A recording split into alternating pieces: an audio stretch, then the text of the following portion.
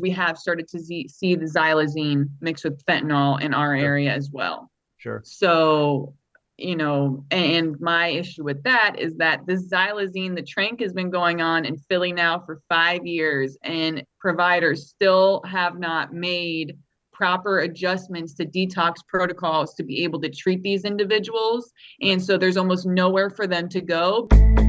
Don't Hide the Scars, a weekly podcast focused on addiction and recovery. Created by the nonprofit PAIN, Parents and Addicts in Need, and founded by Flindt Andersen. Welcoming to Don't Hide the Scars, Allie Severino. Of course, you might know that name as a producer, host of the docuseries Dopesick Nation on Viceland. And of course, also we're featured in American Relapse, which is where I first came aware of you. So thank you for joining founder of PAIN, Flindt Andersen, and myself. I'm happy to be here. Thanks for having me, gentlemen. You bet. Yeah, boy, where do we start, Flindt? I mean, you were joking before we hit recording. You live in Palm Beach, Florida. It seems like the epicenter of a lot of this BS. So where's that in relation to Delray Beach? I'm basically a minute from Delray Beach. Okay, now it all makes sense. It's all coming together. Yeah, so very close. 1,500 treatment centers, something like that, were shut down over the last, 5 years or so. We have lost a massive amount of facilities, and honestly, probably for the better. Many of them were not operating properly. But also with that, we lost a lot of our sober livings. And now with the housing crisis, I bet maybe we're a little bit regretting how we went about just completely shutting them down instead of trying to help individuals become compliant so that we could have housing for the most vulnerable today, which we don't. So, do you remember and I for some reason I cannot remember this guy's name, but they actually flew me back there. I want to say this was 2018. He was an ex-professional basketball player that started a treatment center right in Delray Beach. And I'm sorry, I can't remember the name, but I went to this place, and again, I thought it was really cool. They had several different sober livings affiliated with the place, but then lo and behold, a year later, bam, feds came in. They were doing something wrong that I had no clue about, but and that's the hard part of it. Is they look good. And the facilities are beautiful. And a lot of the time it came down to the insurance scamming, which happens, is bad. Yeah. But insurance also sucks, right? Like we were just fighting with them. Like, you guys only want to give us 10 days for this individual. You're going to give us 10 days multiple times this year. How about you just put them all together so we can give this person one actual stint of treatment that could potentially change their lives, as opposed to this 10-day, bullshit. You can call it bullshit. Yeah, you can call it bullshit on this show. Okay. Yeah. And you're absolutely right. We're seeing that, again, depending on who the carrier is, we're seeing, average days now of 17 to 20 days combined of detox and residential, but they will pay over and over and over for a relapse. Right. Or let's give them 7 days of detox and put them right into PHP, or the treatment center is actually doing that because they've got another policy coming in right behind that person that's better than that person's. Right. So so it just goes back to say that most of the insurance companies and everybody else, that the higher ups, as we like to call them here, are not listening to us, are not listening to the people that actually know what we're doing and know how to help these people if we're allowed to. I agree 100%. And that's why, I took this job for the city. I work for the city of West Palm Beach, which is our largest city in Palm Beach County. And I took that job to really start learning about, how does this work? Who makes these decisions? And a peer, in my opinion, should be in the room when these decisions are being made. I just think it's an abomination that so many laws are passed and decisions are made without the individuals that it affects being in the room at all. Right. Yeah. Well, and Flint's had situations, well as our lovely lady here that works with us, Pamela Smith, who lost her son to a fentanyl overdose, and they've been in front of the health and safety committees and shared the stories and told it how it is. And we see it, they just don't seem to care. I don't know how else to put it. And it's like, if you try to explain the insurance thing, like, well, I mean, they're getting some time. It's like, but you don't understand, especially with fentanyl out there now, like a lot of people never get the opportunity to say, hi, I need help now. Right. So when we They actually never do, make it. Mm-hmm. it's like, I don't know. Well, and the other thing, like we always talk about, is the fact that let's just call a spade a spade. You know, treatment's broken down into two separate categories. It's those with PPO insurance policies and have the cash to pay for a treatment facility, or those that don't, or have a government aid, Medi-Cal, Medicaid. You know, and I'm sorry, most of those Medi-Cal treatment centers, right? I wouldn't send my dog to them. You know, and most parents aren't going to do that either. Mm-hmm. Because if you even want to split it down further, addicts, in my opinion, again, if you're looking at socioeconomically, you've got people with money and people without. And the people with money are not going to send their kid to some treatment center that they're going to become better addicts and criminals coming out of the place. And then are serving hot dogs and pork and beans every night. And I know that's an exaggeration, but sometimes it's not an exaggeration. That's what some of those places are. Yeah. Well, so down here, I can speak to, we don't have Medicaid in the state of Florida. We're not a Medicaid state. So that's not something that is offered to people that are just poor, right? Either you're a mom who is pregnant or just had your baby, or you're someone on disability. So that's the only way to get Medicaid here.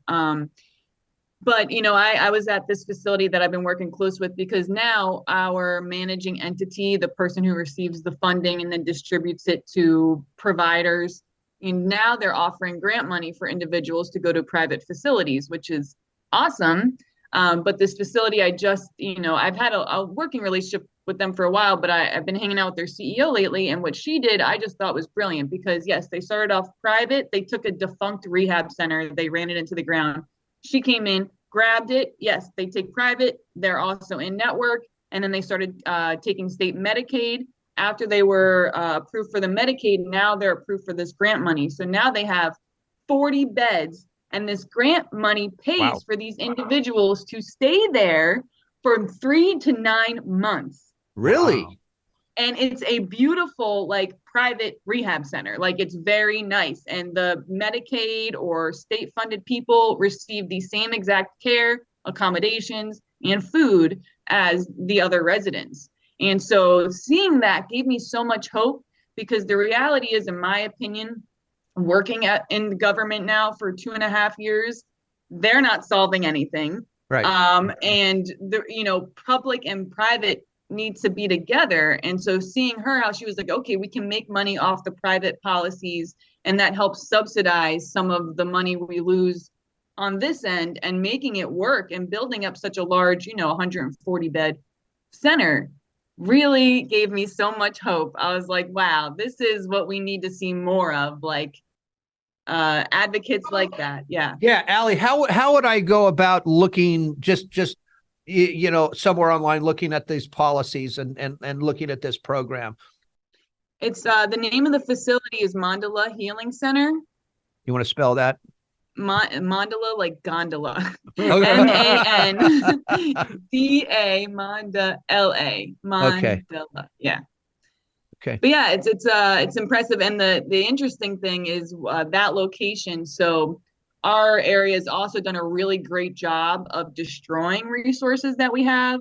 So that center that they have actually used to be a free rehab center that I attended many years ago. And they, I guess, were billing the state for services that they weren't really providing, ended up losing those hundreds of beds that used to be free. Anyone could walk in and just stay there for 6 months. So we ended up losing that facility. The private people came in, tried to run it PPOs only. They went out, and then finally this woman came in and starts to bring that spirit back of what CARP used to be. And, Yeah, I like it. But they've shut down a lot of our centers. Oh, yeah. like all of them. Well, we've read about that and seen it, so we're, pretty aware. But and I didn't really think of, when we talk, and it's the unjust of literally these are people's lives we're talking about here, but that there would then become that gap. There always is. We saw it no different than like the opioid crisis. Well, all right, we're giving people all these opioids. Now we're going to tighten up policy. And then they're like, kind of hooked on this thing. What am I going to do? I'm going to go to the streets. It's kind of a similar situation with what we're seeing, unfortunately, with treatment and reliable treatment. Yes. Yeah, I mean, exactly. I mean, New Perceptions North, the premier drug and alcohol treatment and recovery center in Central California. A full continuum of medically supervised, top-quality care with programs for detox, inpatient residential treatment with dual diagnosis, intensive outpatient treatment, sober living, support groups, and more. With 50-plus years of combined experience and sobriety, Flindt Andersen and Thelma Gatlin Wilson provide adult men and women with the highest caliber of professional health care, treating each client with compassion and respect, and a safe, comfortable environment. To begin the process of recovery, to proudly create and sustain a life without addiction, call 559-978-1507 or visit newperceptionsnorth.com. I want to ask you, because, we all know that Oxy was a huge part of the Florida mess, way back when. Are you seeing much OxyContin anymore down there? No, I didn't think so. No, Yeah, we haven't yeah, had pill because that was my story. I Yeah. was very involved in the pill mills, the doctor shopping. I got arrested for all of that. And so that was very much my story. And it was very much how all my friends became addicted to opiates. I'm one of the lucky few, like literally maybe one other person that didn't make that next jump to heroin. Yeah. Out of my friend group, and one of the only ones that are really still alive from my friend group from high school. Right. So no, we don't see that, but we do have the fake press pills.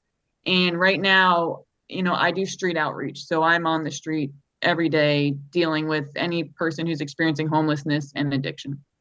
And we're seeing a massive increase of bath salts though, which basically disappeared. Really? Yeah, for years. And now it's just Wow. It feels like it's fully back. It feels like it never left. And so that's a concern for me in my area. And the second concern is we have started to see the Xylazine mixed with fentanyl in our area as well. Sure. So, and my issue with that is that this Xylazine, the Tranq, has been going on in Philly now for 5 years, and providers still have not made proper adjustments to detox protocols to be able to treat these individuals. And so there's almost nowhere for them to go because they're not either taking the time to learn how to treat it or don't have the pressure, or I don't know what it is, but I feel so much for those individuals. And we also know that the Tranq causes these sores, right? Your skin. And it's basically what happens is if you get a cut, it just doesn't allow it to heal, right? So it doesn't create the scar or whatever it is, but if you have one, it's not going to go away and it's going to keep growing and growing. And now we know when we have somebody with those kind of wounds, are they going to be allowed in detox? No, they need to go get medically cleared, right? But so while they're getting medically cleared and they're finding all these other problems, who's dosing them? It's a nightmare. It's a nightmare. One of the other things that was presented to us, and I didn't know this, we recently had the head of DEA LA division, Bill Bodner, on, and he said that the Xylazine isn't even a Schedule I substance. Right. So it's not even a legal substance. No, yeah, you can buy it on the internet. Yeah. Yeah. Right. So it's and along with the Xylazine is that they're finding benzos in the fentanyl now. So wow. So you almost have if it's got Xylazine and if it's got a benzo in it, now you basically have 3 different detox protocols that you have to go through because none of them are the same and nobody knows how to detox Xylazine, for God's sake, right? We know how to detox benzos. We know how to detox fentanyl, but that detox is going to be longer than a damn 7 days that the insurance company is going to give us. 100%, 100,000%. I have some clients who it's taking them 7 days to even be able to start their sub taper. Correct. Because this drugs are staying in their system for so long. Right. So that's something that we're encountering too. And it will take an overhaul, because as they continue to, like how we were just talking about, the government comes in and they change laws and they make rules to fix something without thinking of unintended consequences. And I feel like that happens all the time when they ban this or do this. Like we just got fentanyl test strips to become legal last month in the state of Florida. Most states, they're still not legal, which is crazy. But, there should be test strips for this kind of stuff and more available testing, harm reduction wise, just so people at least know what they're doing. But in my opinion, every time they ban something, whether it's Xylazine or anything else, if they ban it, something new will come that we're going to have to learn how to treat.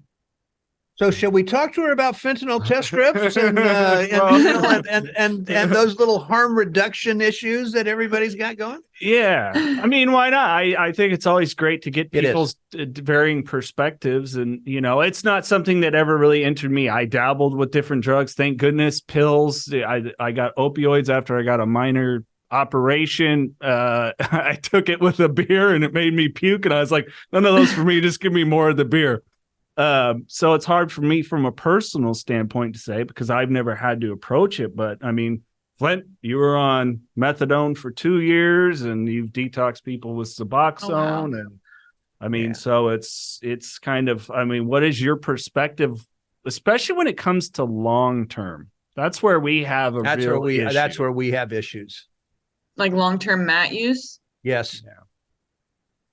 Yeah. I mean, to me, so early on in my recovery, I really wasn't, I didn't really believe in any kind of medication.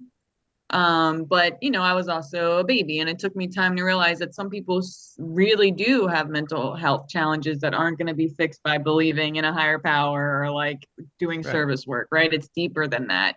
But as far as the MAC goes, it's tough because I've seen some people live incredible lives on MAT long term when given the proper therapy, often in combination with just the subs, which I think is often missing from this whole component, is the therapy portion of it. It's medication assisted treatment. So there should be some kind of treatment in there, not just you getting your pills from a doctor. Right.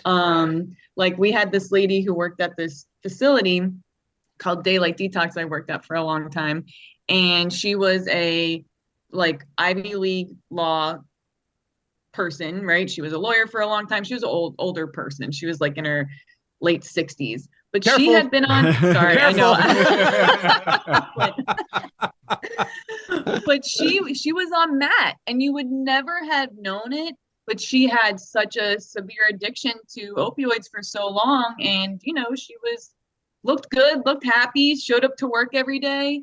But what I do get concerned of is when you put a young woman maybe on these medications and they want to have children or anything like that, it does have some complications. Or how about you need surgery or you need wisdom or anesthesia or anything like that? I think it could cause issues. I do hear a lot of positive things about the Sublocade shot. I hear a lot of people say that after they receive the injection, that it's much easier to get off the subs because it's basically giving you a stable amount 24 hours a day. And it's like it lingers a little bit in your system, and people are saying they have no withdrawals. Is it true? I don't know. But I think that that's a positive breakthrough, because I think just like smoking, you get used to putting something under your tongue 3 times a day. Yeah. Look, there's so much discussion that needs to be on this, because first of all, I am not a fan of fentanyl test strips, and I'm going to tell you why. Okay. It's the angel on one shoulder, devil on the other scenario. We don't, and I certainly don't want somebody getting HIV or Hep C or all those things with the needle exchange. But when you're talking about fentanyl test strips, what about the message that we're sending to young people saying, hey, Billy, we know, you're going to go out and do a little cocaine on Saturday night, right? And, here's a fentanyl test strip because we don't want you to die and nobody wants the kid to die. Right. But what message are we sending to the kid that it's still okay to go out and do your fucking cocaine on Saturday night? It's a good point. Right? Okay. So you take that. Now, is that 15-year-old, in my opinion, I've dealt with kids in this business for 16 years. How many, I can tell you right now, not many of those kids are going to test that cocaine, because one of the statements I hear all the time is, I really trust my drug dealer. Really? You hear that a lot? Oh, yes. So. Yes. Afraid so. Right. All right. So you've got that piece of it. Most of the people that are out there talking about this long-term harm reduction, most of them, I don't want to say most of them, there's a good portion of them that are people that care, no doubt about it. Sure. But also people that have lost children to this. And they're talking about it because only if their kid had this stuff, they would still be alive. And that is not necessarily true. True. Very true. Right? They will say anything in hoping to get their kid back, which will never, ever happen. Mm-hmm. So, and you also have to break it down again into talk about long-term with suboxone and talk about long-term with methadone. So let's take methadone, for example. Took me 2 years to get off of it. They started me at 190 milligrams. Wow. That's the top legal dose in the state of California at the time. Wow. Right? I was falling asleep at traffic lights. I bet. Right?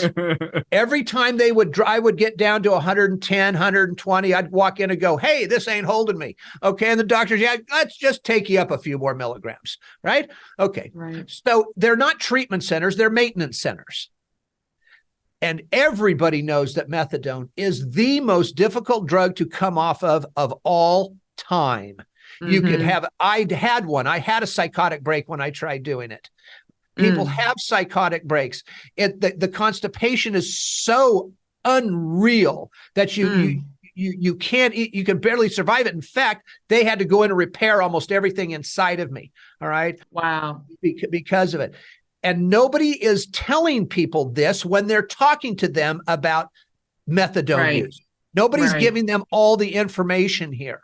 Now, why? And in fact, when we were talking to Bill yesterday, okay, we're talking about, because DEA controls methadone.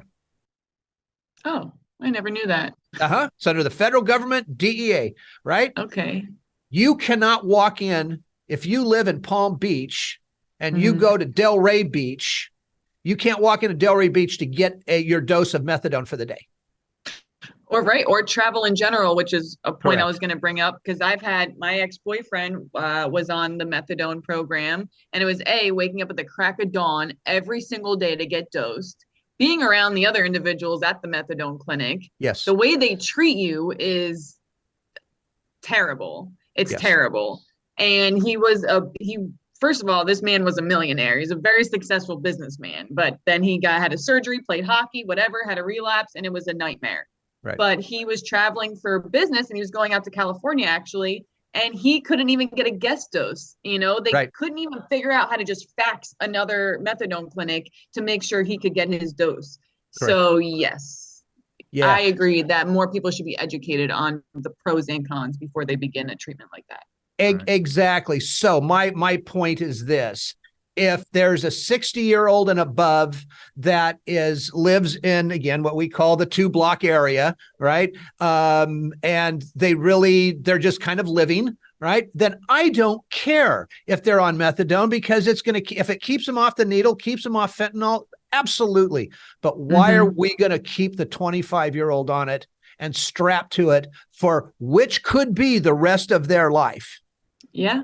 By the way, whenever you get time, I don't need to mention it here, but whenever you get time, look at the long-term health effects of methadone on somebody. It's all the way from heart disease to bowel obstructions to sleep patterns being destroyed, all of it. And a lot of that is with Suboxone as well. My thing is just this, and then I'll shut up. Okay. It's being properly educated so people can make the correct choice on it. I'm not here to tell somebody what to do. I'm here to tell somebody this is what's going to happen to you if you decide to go down this road, or this road. Now you make the call. Right. And that's, I have to give you a little pushback, Flindt, on absolutely. one thing. Push me back. I love this. This is so fun. We got to do this all the time. Okay. On the test strips, though. Now, for kids, giving kids test strips, I don't know about all that. But I did read a lot of studies that show, like, these large music festivals. When these large music festivals offer individuals the ability to test their drugs, they often do. When the drugs come back something different than they think they are, they often do not use them. And there was a large music festival in England or whatever, where they saw a 95% decrease in hospitalizations due to drugs because of them offering testing. So while, yes, I think it could give some people the idea of, well, you know, they give us a test strip to test it, and it's kind of opening that door to make it okay to use. I think it can be made safer. Also, we had 2 people overdose after in their honeymoon in their bed because they thought they were doing Molly, and it wasn't Molly. What was it? Fentanyl, right? And they died. So for recreational drug users, I think it could be a positive thing. Also, the state of Ohio had more overdoses from fentanyl-laced cocaine than fentanyl-laced heroin. And so I know that there's people who do drugs recreationally who are not drug addicts. And I don't believe that someone should have to die because they went to, what was the big club back in the day in New York City? Studio 54. I was there. I was Imagine going to Studio 54 just to have some fun and you do a little blow and you're dead. Like, I had a person smoking crack overdose a couple weeks ago. Not normal. This is not what drugs have always been. And because of that, you know, but I do agree kind of with the needle exchanges. I'm not a big fan of. Yeah. Well, just to let you know, when I was at Studio 54, I was there. Okay, in 1979, they told me I had a great time. You had a lot of great time. I had a lot of great time. Okay, I really did. I really did. Okay, so I love what you said. I truly do. But I'm going to go back again. Not a lot of pushback, just a hair. Okay, sure. Dancesafe.org. Have you ever heard of them? Yes. Okay, I'm sure that's the music people you're talking about. Yes. Check them out even more. Okay. Check out their website more. Check out the ads they're putting out there. All right. That will say, what was the one? Instead of injecting fentanyl, try snorting it. Right. Well, no, it was instead of snorting, try smoking. Yes, that was. So it was. Right. It was. Yeah. It's like where the total misguided it just deviates from the good intentions. You know. So there's. And remember this: they are a corporation that is making money, that is bringing kids in to dance because that's how they make their living.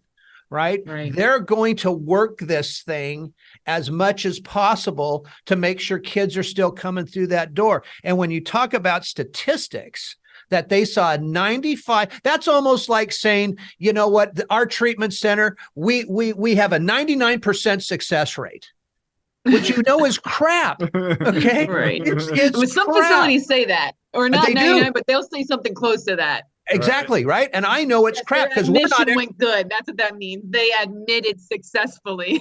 That's exactly right. Because we're nowhere near that, right? In fact, it's so hard to keep you can't even keep a statistic on something like that. Because after they leave, where do they go? If they're not in your program, who the hell knows? But again, getting back to these guys, 95%, I would have rather them said 60%. And I might have maybe even believed it a little bit. But where do they get their stats? Right. Where do they get their stats? The hospitals aren't going to allow them to see those stats. Right. That's a good point. I will look into it more. Yeah. Because something that I have learned also in the past couple of years is advocates often have good intentions, but the things that they advocate for are not always good. Yeah. In a simple way. They're not always going to work out the way they think they are. If you or a loved one is struggling with addiction, please call Parents and Addicts in Need at 559-579-1551 or check us out online at painnonprofit.org. Follow us on social media at Pain Nonprofit. Please subscribe to the podcast and share with others wherever you get podcasts and on YouTube.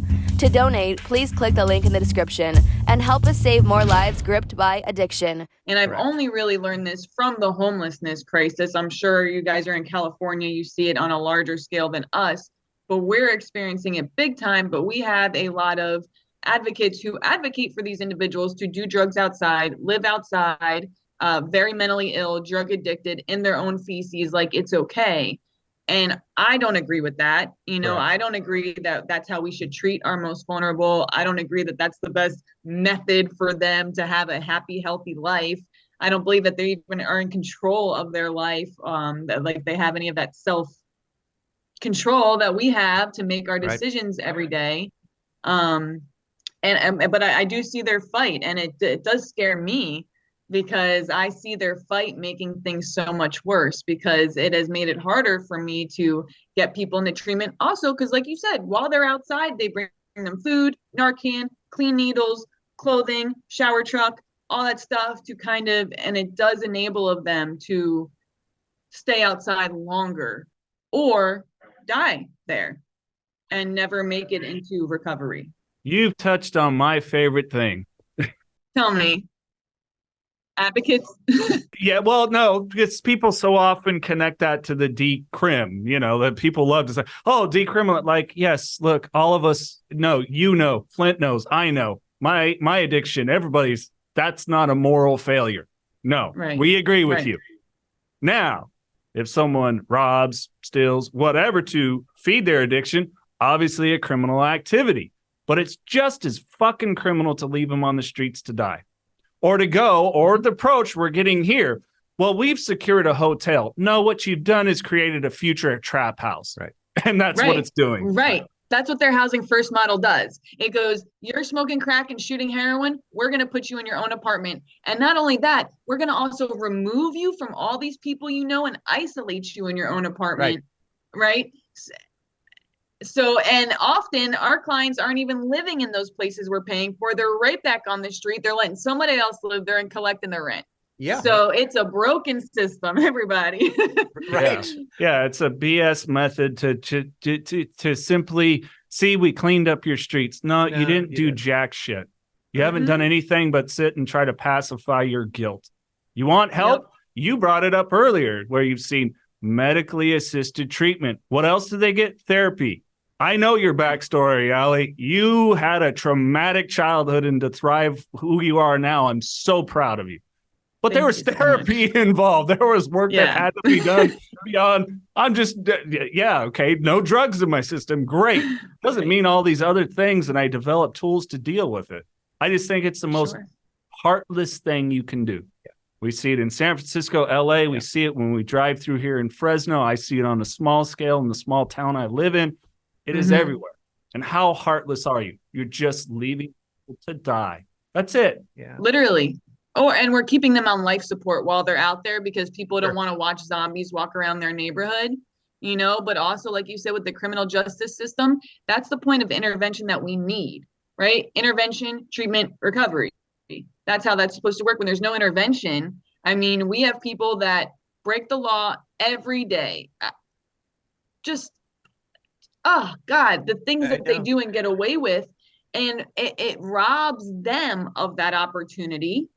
For me, every time I've been in jail, I deserve to be there. Promise you guys that. I didn't want to be there, but I deserved it. Okay.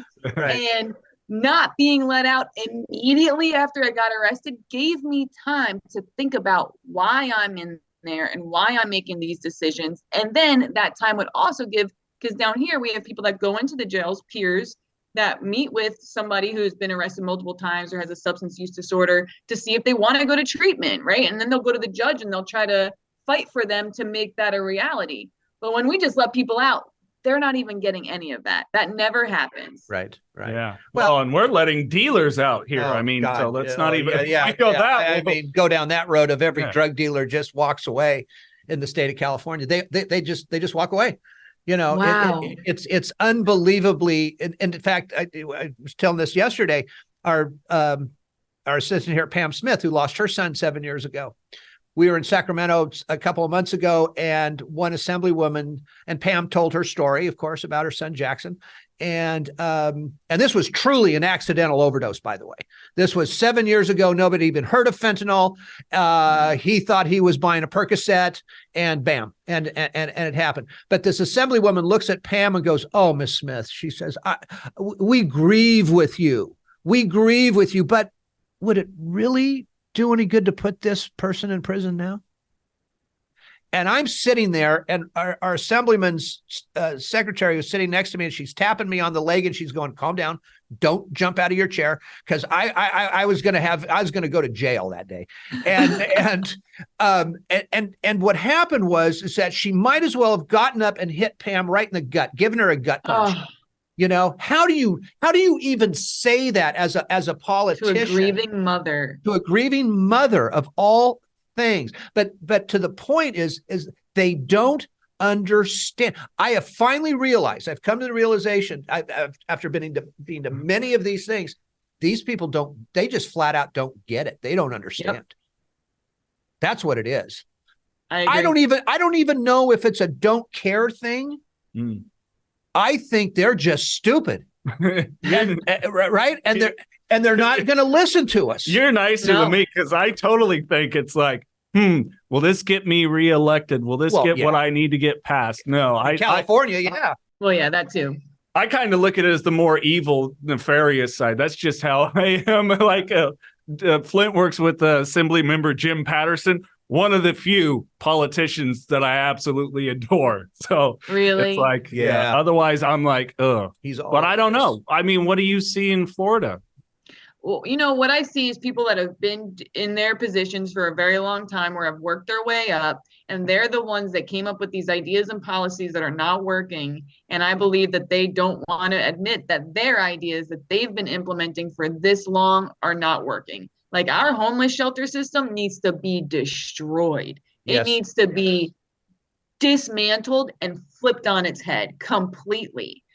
And, you know, the only thing I can be grateful for that we've gone in the right direction to is the treatment in our area.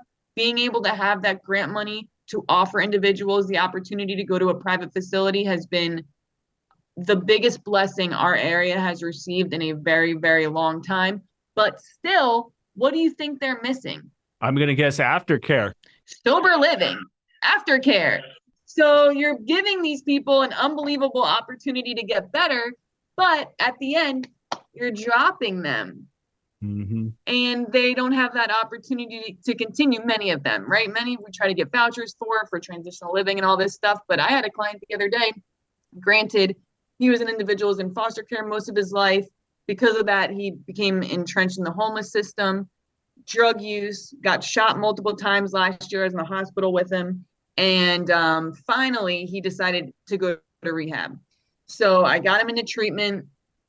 And I've been telling him, because he always worked with the youth services, but now he's 25. So I said, bro, your days are numbered. That Medicaid, ta-ta. This, goodbye. Like, it's all going to change. But when he got up to transitional living, because we had done so much for him his entire life, he did not know how to make a resume, how to do a job interview, how to survive on his own. he inevitably failed and is back down here. And just this week was raising hell, throwing garbage cans and all sorts of shit, at my office.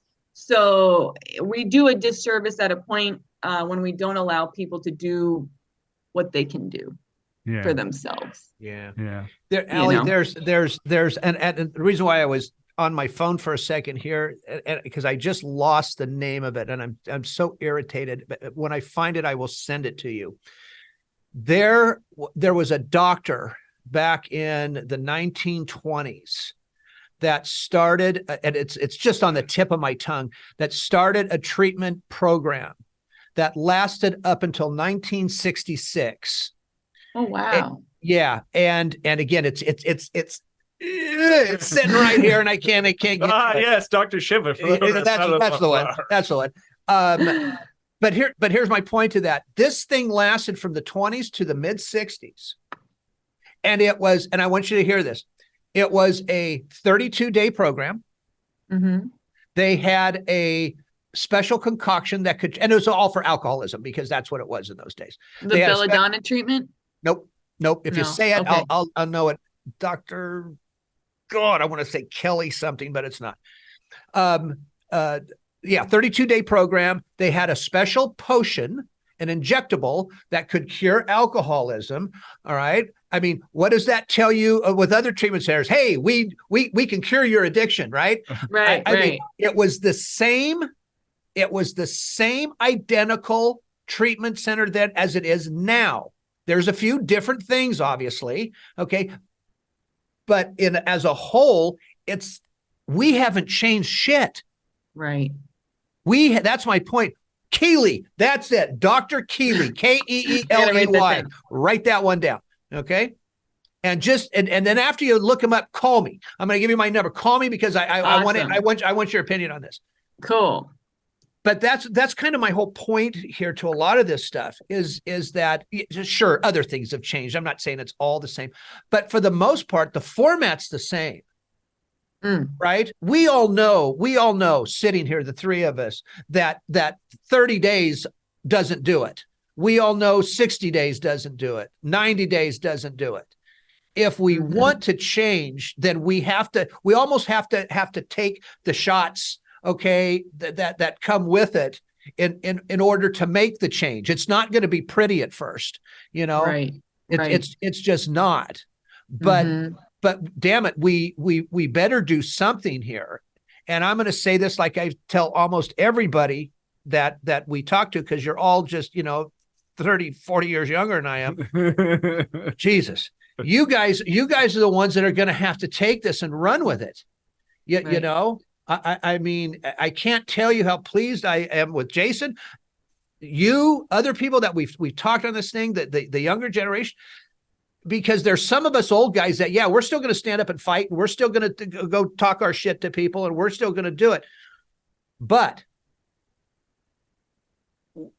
I firmly believe we've lost this generation that's behind us.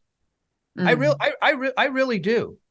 We all know how long it takes for that brain to heal. Yes. Right? We all know that the human brain doesn't become fully mature to the age of 26 without drugs and alcohol. So why are we expecting something different? Why are we expecting some miracle to happen here? Right? Change takes time. And if we don't start to make that change, all we're doing is taking 10 steps backwards every single day. Yep. We're barely making a difference, really. I mean, it sounds sad. To individuals, we make a difference, but as a whole, the numbers are not changing. That's it. Yeah. That's what I was going to say. Our mantra, if we saved one person today, we did our job, right? Right. But there's more out there that need this. And it's not going to happen doing one person a day.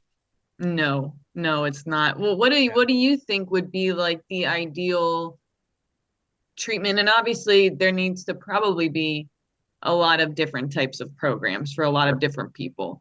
But what do you think ideally could replace the 30-day treatment stint? 1 year. 1 year. 1 year.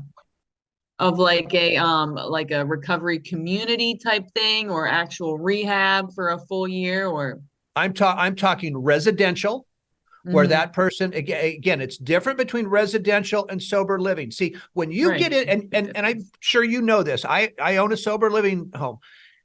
When you get into sober living, very few of those places practice sobriety techniques in the sober living. Once they get there, it's their apartment, it's their bed, it's where they Mhm. live. They may go to a couple outdoor meetings, right? And we drug test, we do all that crap, right? But that's pretty much it. So to have that residential place that somebody goes to for that 1 year, by the way, like you said it, and you said it, the therapy side of this, that has it has to be, they have to be fully committed. But the argument is going to be, well, not everybody wants to get clean and sober, not everybody can get clean and sober. No, but we need to give them a shot. Yeah. Right. A true opportunity. True opportunity. Yeah. I was arguing with not arguing, but having a friendly discussion with a good friend of mine who works at a different organization. And we were arguing about housing first. And I said, well, Joey, how did you get sober? And he goes, well, I went to long-term treatment, went to a halfway house. I said, yeah, me too. I went to transitional living after long-term treatment. So both of us got better the same way. Does that tell you anything? That maybe what you're saying is not the best because it didn't work for anybody we know. Right. We got to start doing things that work for people we can see that it's working for. You bet. Yeah. We can't just, to give a visual for people, because I love it. We can't just kind of shine the light on this thing. We got to light the whole damn map of options here. Mm-hmm. It's like you said, you had a young man. No jobs good. So many don't even know what a dang resume is. There's some people, and we actually have a beautiful program in the little town I live in called Merced, where they're getting these guys and some women, it's mostly males that we're seeing first jobs, and some of them. I go to celebrate recovery with, and it's like, sorry, I stink. I just got done, and their job's picking up trash on the side of the road. But it's building a resume, and it's about that stuff. So I agree with you, Flindt. We got to, go through this process. And maybe some people, it's not going to be necessary for everyone, right?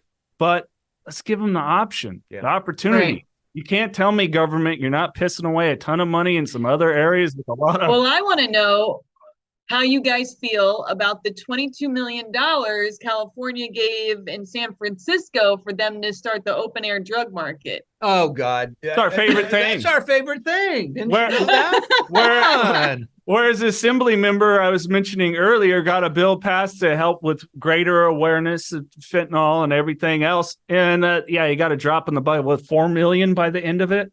Yeah. But we're going to give $22 million to one city to, and I heard almost no one was sent to treatment from the whatever you want to call it, the encampment, basically. That is just unbelievable that they had that much money to test out a harm reduction strategy, but they don't have that kind of funding for long-term treatment, which I believe there has to be statistics showing that has a huge success rate compared to what we're trying. Well, wait a minute. I mean, you don't you know that our Governor Newsom here knows how to print money in his basement? Oh, I didn't know that. He does? Yeah, he does. So 22 million, not a problem. 40 billion dollars for our high speed rail to go through the San Joaquin Valley, which is in chunks right now. Okay, I mean, he's just printing money. Wow. The best part of that, Allie, I know you're not really going to follow it. So with the high speed rail, like Flindt was saying, billions, and if you trace it, it's a lot of his family members and their businesses that got the money. And then at the end of the day, it's like, well, we're not going to be able to do from the Central Valley to LA. So we're going to do it from Merced, where I live, to Bakersfield. Motherfucker, we already have trains going there. It's like, really? I'm sorry. It's like, that's how they do stuff. It's crazy. Yeah, they constantly duplicate services or whatever it is. I see it all the time. I go, like, for us, a big issue is it's very expensive where I live. I know it's expensive where y'all are at too, but our housing prices have tripled since COVID. It's just not what we're used to at all. But the Western community is still very cheap, but it's ghetto. It's Belglade. If you ever look it up, it's sugarcane, old farm workers, migrant workers. Like, it's just dilapidated.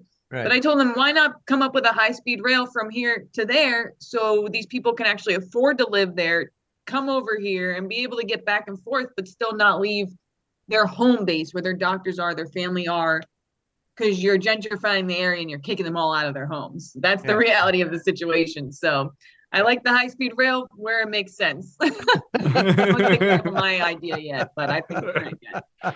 Yeah, no, here it makes no sense. Like anybody, it's like, no, if I was going to LA, you go to LA, you're like, I want my car. You're going to need your car. Why would you jump on a train, to go and rent a car? Okay, well, if you can afford to go down there and rent a car, guess what you're going to do? Hey, Flindt, what time's our flight leave? You're not right.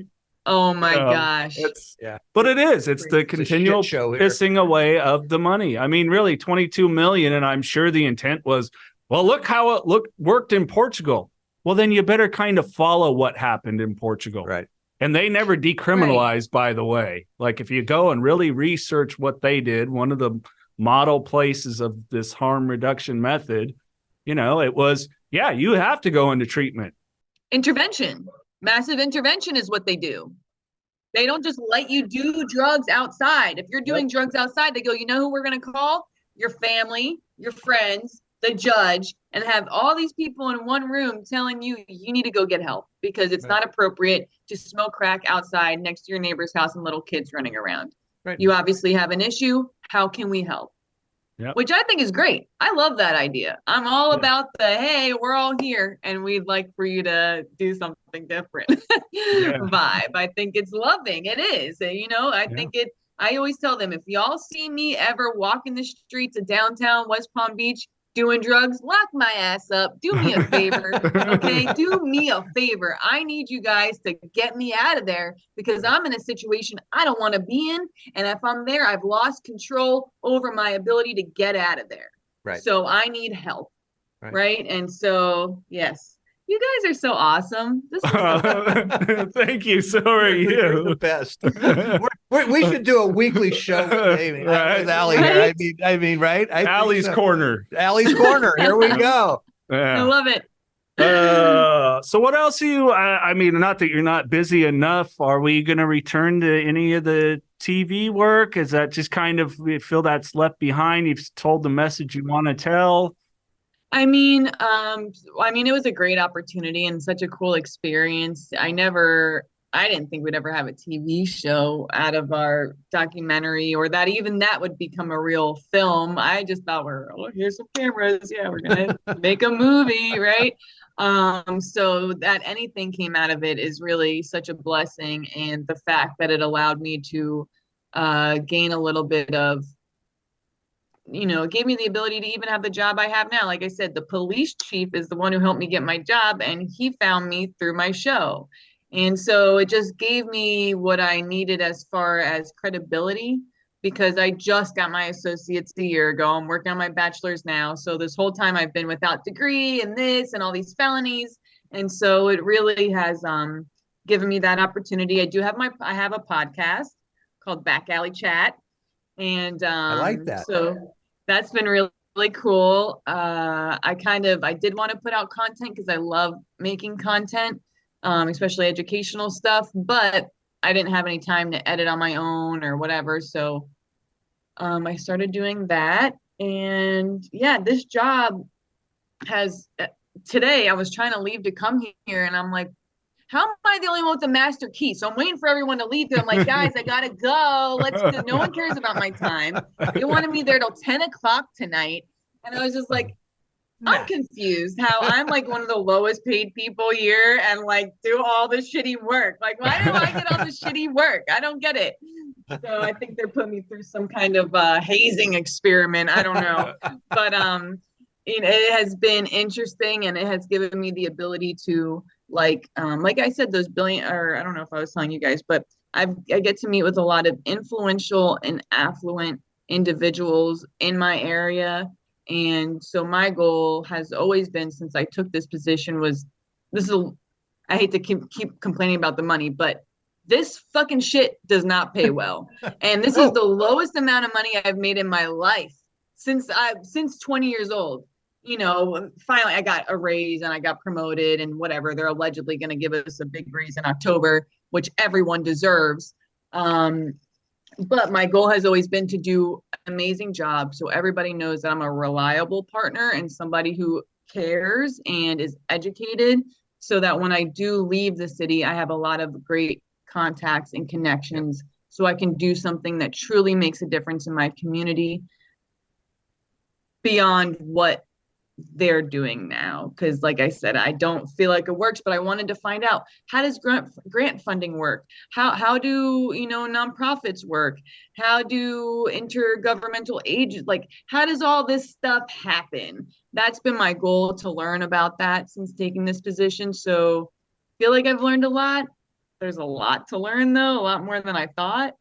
But it's been a really nice opportunity. And again, it really only became because of my show and, Chief Morris helping me out. So I'm like the first person they've ever hired with the background like I have, and being a peer and all that stuff. So I also think to myself how important it is for, again, me to do a very good job, so they continue to hire people with lived experience and all that kind of stuff too. Very nice. Very nice. And I'll tell you what, if you ever want any information on nonprofits and how to start them and all that, just seriously, give me a call. I mean, awesome. I've been doing this for over 15 years. So it's, I'm more than happy to help out people that seriously want to do this. Okay. And have a heart for it, because you have to have a heart for it. Doesn't mean you got to be a pushover by any means. That's the other thing, but you have to have that heart for it in order to put up with all the bullshit that you're going to go through. Right. I'm just going to tell you straight up. That's what it is. Right. I believe it. But it's worth, I got to tell you, it's worth every second of bitching, complaining, and moaning, because the good times, the people that you see, the people that you help, the people that you get to meet, that you get to bring in, okay, it can't be beat. Yeah. It just can't be. Yeah. What, was it your lived experience that made you want to do nonprofits, or was it aggravation with not seeing certain services be available? What caused you to start yours? No, none of that. First of all, I had a really good business. Okay. Before, okay. but I got sober in 2001. I didn't start this until 2009. It took me 7 years. I really wanted it while I was doing my other business. I still wanted to think about things and where I wanted to go. And then I do have a theatrical background. And so I love speaking in front of people. So I'm going to tell her this quick story. So, okay. So you may never have told it to me. The tooth thing. The tooth thing. Yeah. Okay. So in 2008, it's my best friend who got me into treatment. We've known each other now for 52 years, I think it is. Wow. So I got my first speaking engagement in 2009. Actually, we started this thing first, but my teeth were really messed up from all the drug use and all the sugar, right, and just everything. And so the night before, I had to go speak at this local church. That's all it was. That a tooth, not dead center, but off to the side, just dropped out. Okay. Swear to God. So I go over to my friend's house and I'm talking like this, right? Because I didn't want him to see it. I go, this tooth just fell out. I go, can you tell? And he goes, oh, it looks good. He goes, he's just screwing with me. He goes, it looks good. All right. No problem. Go do your speech, right? So I go do the speech the next night, and it was fine. Nobody said anything, right? And so the next day, he calls me up and he goes, "Are you happy with your dentist?" And I go, "I don't know." I go, "I guess we're trying to piecemeal this thing together. I don't have insurance, dental insurance right now, blah, blah, blah." And then it dawned on me where he was going with this. And I go, no. I go, no, you're not. And he goes, yes, I am. He says, you have an appointment with my dentist Monday morning at 10 o'clock. You're getting all new teeth. Goodbye. Click. And he slams down the phone. And it was, I mean, he paid for every implant in my mouth. Wow. Yeah. Wow. But he did it because I stayed clean and sober those 8 years. Right. And so and so with that, I just wanted to go out and tell my story. And because my story it goes real deep. And then the speaking engagement started to come, and then people started calling me and going, hey, I got a kid over here. We don't know what to do, right? Can you help my son? Can you help my daughter? Can you help this?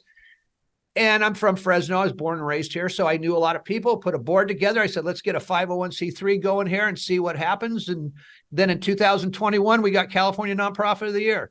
So there it is. That's so cool. Yeah. How cool is that? But it's not without some heartache. It's not without some sleepless nights, all those different things. It's like any other business. In fact, I think it's harder.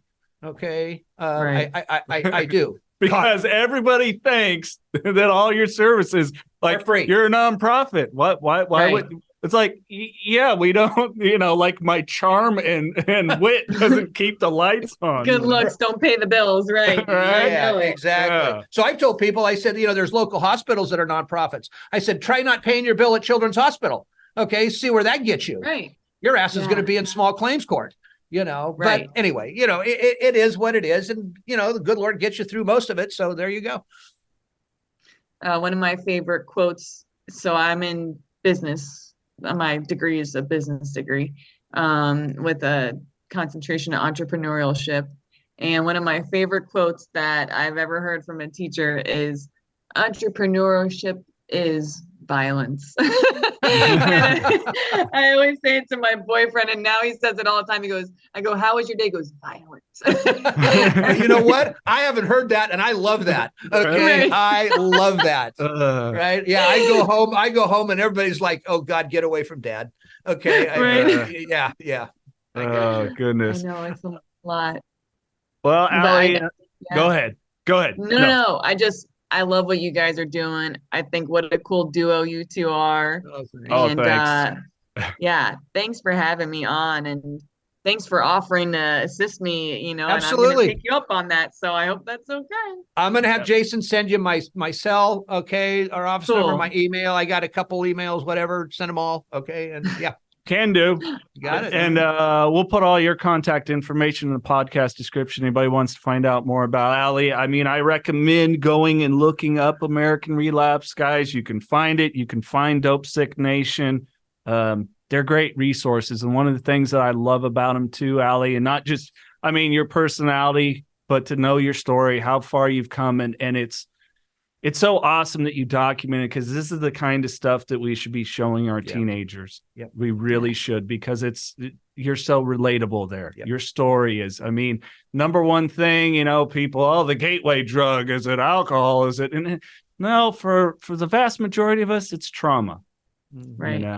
And from what you came from, we didn't get into stories, people, but that's the next episode, because that story's out there of going to Disney World with friends, coming home, parent gone. It's just like, wow. So I applaud you. And I'm proud of you. Thank you, Jason. Thank you guys so much. You guys are awesome. You bet. Mr. Andersen. Nope, you said it. You just said it all. I think you're amazing. I truly do. I can tell when people are genuine and when they have that heart. It's the look in your eye, it's the look in your face, and that's what it is. And that is going to go miles, with what you have to offer. And people are going to listen to that. People out there, they know when they're being bullshitted, and even me, grouchy as hell and all those other things. It's true. It's the truth. I vowed I was always going to tell the truth and never shy away from it. You can't, because I care too much. I don't want anybody to have to go through what I went through. And sometimes you just got to get a little angry. Sometimes you got to be really happy. Okay. And you got to use both of that. And God, you've just got it. She's just got it. Yeah. So kick some ass for us, will you? Thank you, guys. I'm gonna do my part over here on the East Coast. There she goes. And he's not as grumpy as he portrays. Trust me. Oh, I know it. I can tell. It's just a facade. You should see me. They can tell when I'm about to be grumpy at work. They're like, "Uh-oh, Allie. 1, 2." I'm like, If you or a loved one is struggling with addiction, please call Parents and Addicts in Need at 559-579-1551 or check us out online at painnonprofit.org. Follow us on social media at Pain Nonprofit. Please subscribe to the podcast and share with others wherever you get podcasts and on YouTube. To donate, please click the link in the description and help us save more lives gripped by addiction.